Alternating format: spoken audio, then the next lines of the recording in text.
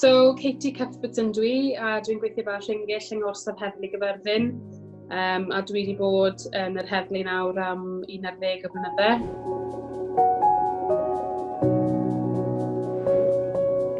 Bore da. Dwi ar fi'n dechrau shift cynnar. Beth i fi nawr tua hanner awr wedi 5 y bore. Fi wedi bod lan ers 5, jyst yn gwisgo a paratoi. A fi'n dechrau am 7, ond licio bod mewn yn gynnar. Ond mae job pwysig iawn dy fi wneud nawr. Yfed pan ydw i, fel bod fi yn cael rhyw fath caffeine hit. Mae pob un diwrnod fel heddwas yn wahanol. Mae'n anodd gwybod o ddydd i ddydd be chi'n mynd i ddelio gyda. Mae'r pandemig ynghylch coronavirus yn achosi pryder i ni gyd, ac a bod yn hollol onest, dwi yn amlwg wrth gwrs yn poeni am y dyfodol. Mae ardal Heddlu Dyfed Powys llawn y llefydd prydferth iawn. Ac pan o'n i'n ystyried bod gwyliau banc yn dod, oedd na deimlad bod ni'n mynd i fod yn fisi o ran pobl yn teithio i'r ardal. Mae yna bobl yn anffodus sydd ddim yn cydymffurfio, ac felly, os nad ydyn nhw'n neud ni, mae yna bwrw yna, a rydyn ni yn ei ddefnyddio nhw. Reit, fi jyst yn cyrraedd gwaith nawr, a fi'n mynd i siarad gyda cydweithwyr fi Stew, sydd hefyd yn Rhingyll yn Gyfyrddin. Jyst yn diwedd y shift nawr, shift, eitha dda, popeth yn iawn trwy'r ystod y nos. Mae'r heddlu yn rhoi rhain i ni sef y gel, rili cryf, i ddefnyddio ar y dwylo. Hefyd, mae dy fi masg i wisgo, os oes angen, a hefyd menig. So mae Rachel ac Kieran ar y tîm, maen nhw'n weithgar iawn bore yma, mynd ati i wneud yn siŵr bod y ceir yr heddlu yn lan, bydd digon o PPE gyda ni i ddefnyddio os ni'n dod ar draws rhywun sy'n dioddef y Covid-19. Dwi wedi dod ar draws pobl ifanc, dal yn cael partis, dal yn yfed, dal yn cymdeithasu gyda ffrindiau. Mae'n hanfodol bwysig bod pobl yn deall pwy mor ddifrifol yw'r sefyllfa. Mae'r tîm wedi bod allan yn siarad gyda'r bobl mae heno yn stopio'r ceir.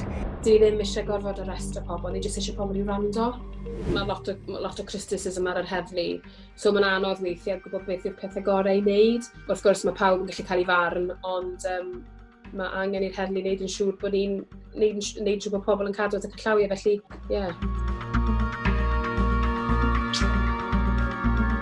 So yn bersonol, wrth gwrs, dwi'n poeni bod fi'n mynd i ddal pethau. Mae pobl, dwi wedi darllen yn y newyddion yn ddiweddar am bobl sydd yn bwrpasol yn poeri ar heddlu neu yn peswch ar yr heddlu, a mae hynny'n rhywbeth sy'n achosi pryder i fi. Mae rhywun wedi poeni arno fi cwbl o weithiau, mae'n hollol disgusting. Mae fel, it's the lowest of the loads. Mae'n neud ti deimlo fel, waw, dim parch da'r berson yma o gwbl, maen nhw'n meddwl bod fi'n rhywbeth to the bottom of their shoe. Mae'n afiach o beth, mae'n disgusting. I'd rather someone punch me in the face. Weithiau, it's dim dewis dyn ni. It's just yn frustrating achos mae pobl yn...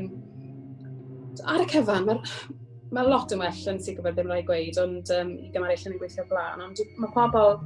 Mae'n meddwl bod, wrth gwrs mae hawl y pobl, mae barn gyda pobl, ffain, ond dyn nhw ddim yn deall y swydd chwaith a'r cyfyngiadau sydd arno ni neu y disgwyliadau sydd arno ni. Mae fe just, everyone's got an opinion.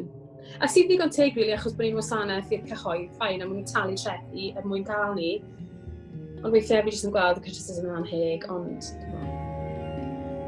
y peth sy'n rhoi cysur i fi yw bod fi dal yn caru'r job, dal yn gallu helpu pobl, ac yn fod pwysig yn ag unrhyw beth arall. Dwi'n cael y cyfle i ddod adre, i weld yng ngŵr am y plentyn, a bywyd teuluol fi'n hapus iawn. O, ti'n te? Aw! Ti'n gweud aw? Dwi'n oer. Wedi gorffen! So mae Maxen a fi yn mynd i fynd â siopa i Aunty Gwyneth sy'n byw dros y ffordd, yndyn ni? Ie. Fi'n y rai wrth y gat nawr, a galw Anti Gwyneth, oce? Okay? Hei cariad, fo fel nhw fan hyn, fo bod Anti Gwyneth yn gallu ffindo nhw. Anti Gwyneth! Siwr chi Gwyneth, chi'n iawn? Fi'n iawn, diolch yn fawr. Da iawn. Diolch yn fawr am bwrw siocled. Mae'n iawn. Ei, sgwta gael na fod.